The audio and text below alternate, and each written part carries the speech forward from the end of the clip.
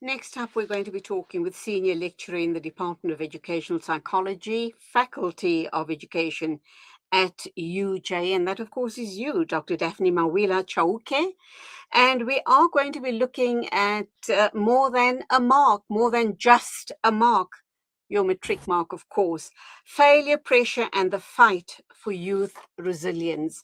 It's a huge issue in South Africa, is it not? Your matric mark and how it determines how you move into the future. Good morning, and thank you for having me. Such a valuable topic, especially during this time of the year. So, firstly, allow me to congratulate the 2025 matriculants for getting this far. I can imagine that it was not easy, and we are here to support you as the whole country. So, matric is definitely associated with opening so many goals for our learners. And for most of them is to pursue their studies and go into higher institution. And for some of them is to be able to get that national senior certificate and start a job. So it comes with a lot of pressure for our matriculants. And most of them are probably feeling extremely anxious. Some of them obviously go to that level of anxiety. Depression is one of the issues that they are facing. So it is understandable because we know that for most of you, you are depending on this level to pass this level before you can proceed with your future goals. And sadly, a matric these days doesn't secure you a job, because we do know there are many, many university graduates that are unemployed. And South Africa's job market is extremely tight. I think as you and I speak this morning, unemployment in the youth sector is sitting at possibly 32%, which is almost amongst the highest in the world. Definitely. So the rate of unemployment in our country is it's very high. And what we're also seeing in higher institution is that there are also learners who pass extremely well but don't get into the university. And we have a lot of students that pass in higher institution but they do not get a job. So my advice will be for our learners to also be flexible, allow yourself to adjust some of the expectations that you have, because sometimes life does not happen the way we plan. Do something temporarily. You know, sometimes you might have to break your bigger goals into smaller goals. In Soweto, basically, where I usually work, I see a lot of small businesses that youth embark on, like, washing of cars. I see some of them volunteering, doing work, helping the elderly, going into shelters. So my advice is that if you don't get into the university, if you don't get that employment that you want so much, think about what you are able to do, what's controllable, instead of doing things that at the end of the day might harm your life. So things such as, using substance, which we often see, especially in communities where people are struggling. So it's very important to maintain your mental well-being and also have role models that, you can now and then go and speak to, ask for advice. Job shadowing is one of the things that, youth can also look at as they're waiting for those employment opportunities.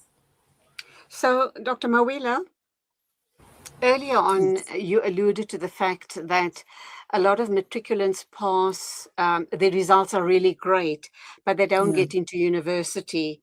I should imagine one of the factors why they can't get into university is affordability.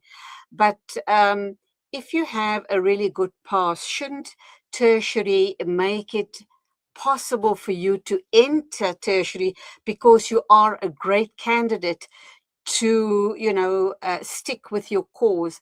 Because we also see a lot of our dropout rate in tertiary is very, very high, as you well are aware of. That too creates its own set of problems. So your thoughts on all of this, and being at UJ yourself, do you believe that universities are doing enough research and providing enough allocations for the right type of study to be undertaken, so that when students graduate, they are able to go immediately into jobs, into the field that they've studied for? Thank you so much for that question.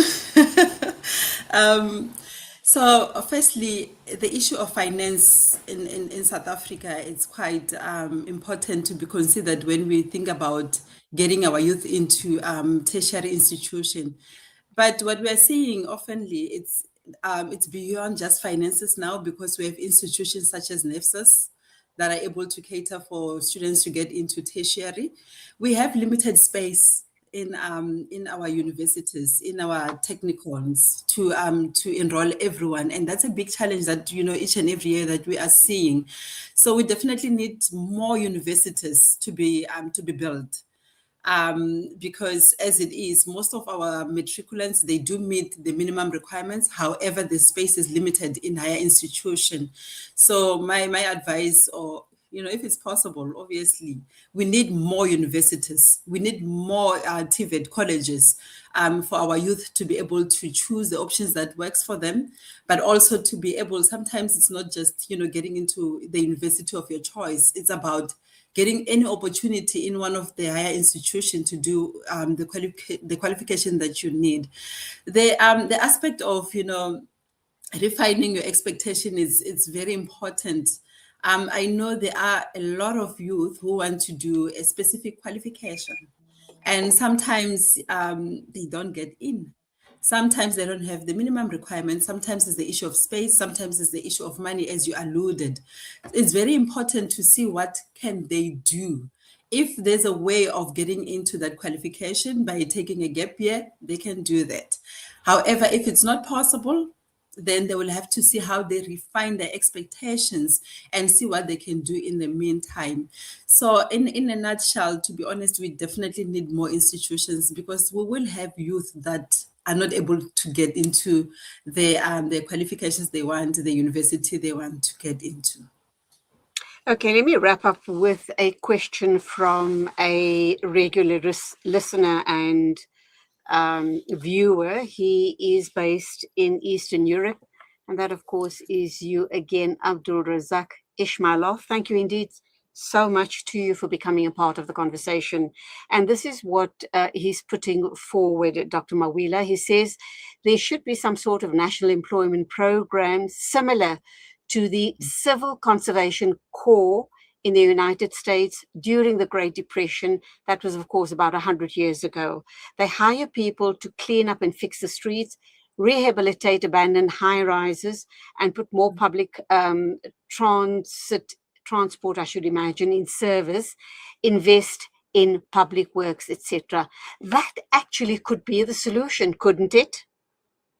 Definitely, definitely. I think one of the issues is that we rely mostly on our government, the state, to start these opportunities. And sometimes, based on experience, we see sometimes it's not possible. And I want to also, call on to people who are able to start such opportunities for our youth to also assist wherever possible. And also for our youth as well, so our youth to also take agency. Go out there, look for opportunities wherever possible, start your own small businesses. I know it takes a lot of hard work and sweat, and that perseverance will be required. But based on the experience and everything we're hearing on the social media, the government is not able to, to provide such opportunities. It will be ideal if they're able to do so, and it will also eliminate the high rate of unemployment. I think the other issue we need to take into account as well is the expectation of youth. They have this expectation that I'll complete matric and I'll walk into a job, or I'll complete my honors, or whatever it is that I'm going to be embarking on regarding my future studies. And as soon as I'm done there, I'm going to walk into my dream job and make lots of money. And we are in the age of instant gratification. So when that doesn't happen in their lives, there's a lot of disillusionment. And it then goes back to what you alluded to earlier on, that if if young kids out of tertiary or out of high school are not meaningfully engaged, they are going to loiter on the streets, and they are going to fall into some form of addiction. And that's where I'm going to share Ishmailov's next comment with you, which I think is absolutely spot on, given what's happening in South Africa today. And he says, get rid of liquor stores. As a Muslim, I agree with him. But of course, non-Muslims won't agree with me because it's part of their social, I guess, social lifestyles. But anyway, this is what Ishmailov says. Get rid of liquor stores and betting shops that are oversaturated in working class neighborhoods. So people are less inclined to fall to vice and crime, if there are adequate jobs available. Now, adding on to his comments, Abdul Razak's comments, is we've heard recently, and it's been talked about in lots of circles, that online betting is creating huge problems here in South Africa. And it's this notion you probably bet a couple of times, you lose small amounts of money, and then you get a relatively, large win. And once you've had that, you're hooked. You've become a gambling addict. That is huge in our communities. It doesn't matter your religion, color, or creed. We have all fallen victim to this. Yeah, that's a sad reality in our country, unfortunately. Over the December holidays, I came across one of the videos where children were given alcohol. Young kids, 2 years, 3-year-olds, were given alcohol by their parents. Such a heartbreaking video that I saw.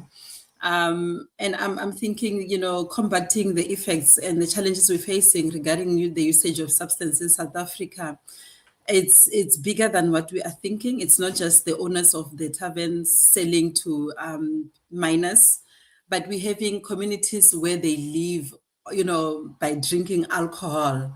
And the scenario that I just explained now, to a level where young kids are given alcohol. It's so sad.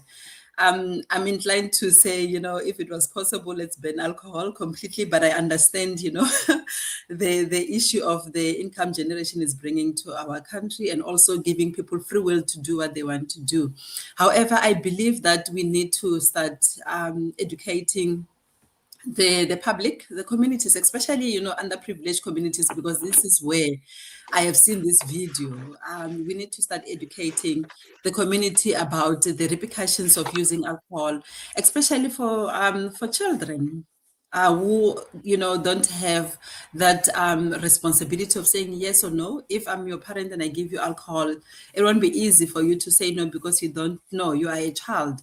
So we need to start educating parents, but also allow the law enforcement to take its course.